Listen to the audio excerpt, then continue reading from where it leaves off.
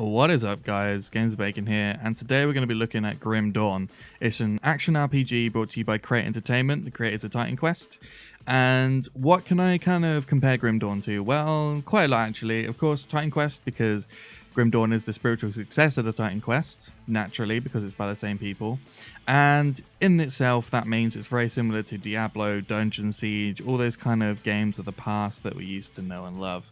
And right now, those kind of action RPG games that like I said, we used to know and love, they've changed slightly. They've become more leaderboard games. You grind gear, you do as much as you can in X place, and then you see who can get in the furthest. You improve, you rinse, repeat, and that's, emphasized in some games, including Diablo 3 right now. It's become very, very simplified in order to have better leaderboard systems and all that sort of thing. It's just about the grind, and then it's about competing against each other, and that's not a bad thing at all. That's nowhere near a bad thing. Leaderboards are great. However, those really old kind of, like how Diablo 2 was back in the day, how Titan Quest was, and especially Dungeon Siege. I used to love Dungeon Siege. It was such a big open fantasy world, and I absolutely loved it.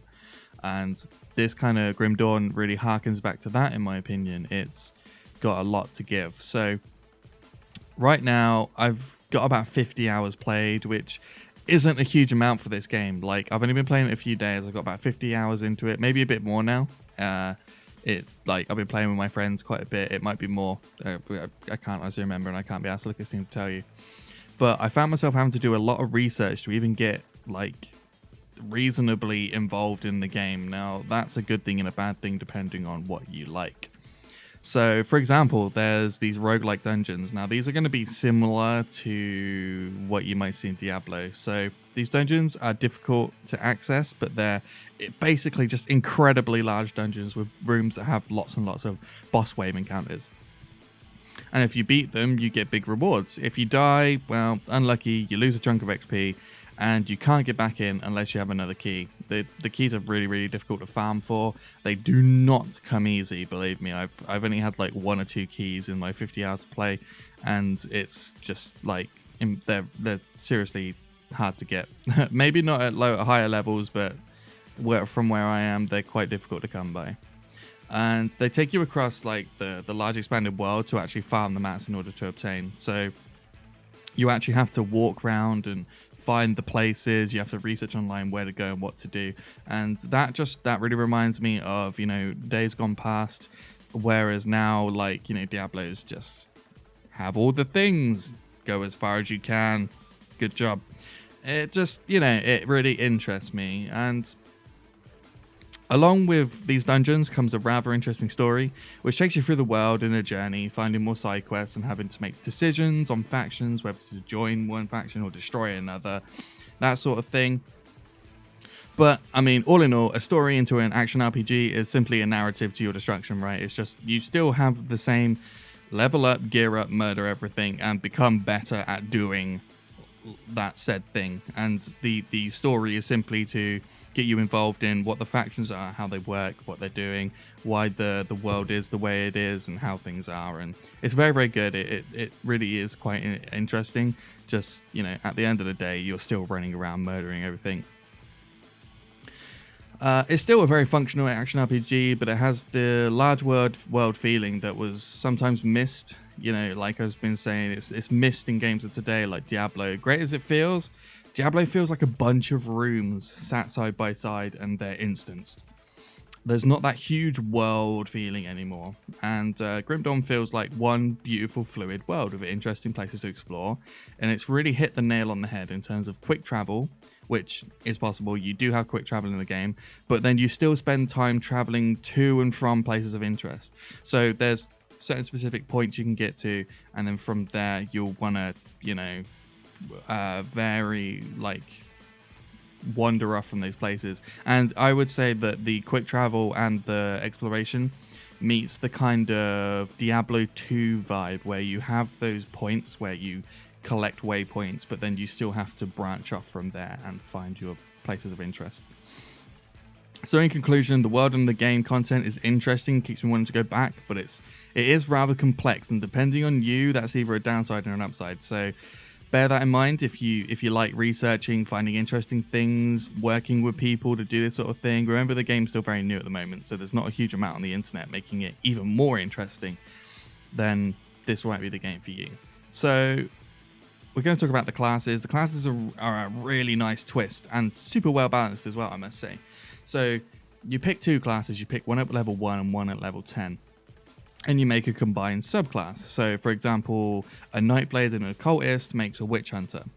And this means you have a very large and very diverse skill tree. You'll be starting to make a lot of mistakes when you start. Like, you'll find that you put too many points in this, you put too many points in that.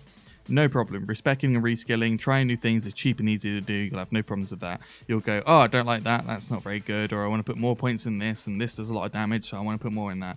Just go talk to someone, take the points out, and you'll be good. And you'll have a hell of a lot of fun doing it. Honestly, the class system is really fantastic. It's well balanced, it's well put together, and all of the like subclasses just work really, really well. And honestly, I wish I could see more like it in other games. It really does work. So along with the subclass system, because that wasn't complicated enough, you get devotion progress and unlock devotion points by cleansing shrines scattered across the world. You have lots of gods or deities to devote your points to, and they'll give you passive bonuses as well as some extra abilities, and these abilities are tied into one of your skills. So for example, if you devote your points to the Bat God or deity, you unlock an ability that will drain life from the target. You would then attach this to one of your abilities, and it will proc whenever it's used. Now, these abilities, given abilities have a cooldown. So, for example, if you attach it to your left click ability, so the ability you constantly spam, then it will have like an internal cooldown of like 2 seconds or something. So that ability will then be used every 2 seconds, or some of them might have a chance on hit or something like that. So like for example, the one I mentioned where you drain life from the target, you'll probably attach that to a left click, and then whenever that ability is used, it will try to trigger the drain life. So they're very, very cool. They're ways to augment your already like interesting skills, and it really adds like an extra layer on top. And the devotion system is really quite complex. So in conclusion, for the classes, it's diverse, it's fun and enjoyable, but again, it's very difficult to get to grips with, and it takes time to master. I personally love it, but you might not. It's kind of it's just confusing to the new player. If you can get in there, get practicing, get involved and reading about things and following guides online, which then you go, I see, that makes sense. You really get a feel for it, and you can go then and make your own builds, because you have like 400 or 500 different attribute points that you can put the skills into, but you only have like 200 to spend. So you really have to be sparse with where your skill points go. So all in all, the game, in my opinion, is really, really good. The features I've spoke about are the main highlights for me, the open world and the classes. But honestly, it all feels very good. The enemy design, the world and class balance, like I said, the striking balance between playability and deep game design is rather outstanding. Honestly, like the game is easy to get into and it's very accessible, but there's a lot of deep like thinking, and there's a lot of interesting features and like game design going on in the background there. There is a lot of fiddly and frustrating aspects, as I said. There's a lot of learning about the game. It counts on you to research on forums, and not all of it is 100% obvious in game. So if you don't enjoy the depth and difficulty, you'll probably not enjoy GrimDawn, to be honest with you. But if you do enjoy researching and the thought behind the game, you will absolutely love it. Honestly, if you're not interested in just the solid grind and mindless killing, then if you want to have that sort of action RPG feel, but go back to the days of past when it was interesting and you had to think about things, and if things were a bit more convoluted, then I think you're going to enjoy GrimDawn, and I would definitely give it a go. I mean, if you play it for an hour and you're not interested on Steam, you can always do a refund anyway. So that's it, guys. I honestly love the game. Let me know if you've played it. If you have, what do you think? Feel free to share your thoughts with other people that perhaps are thinking of buying it. And I shall see you next time.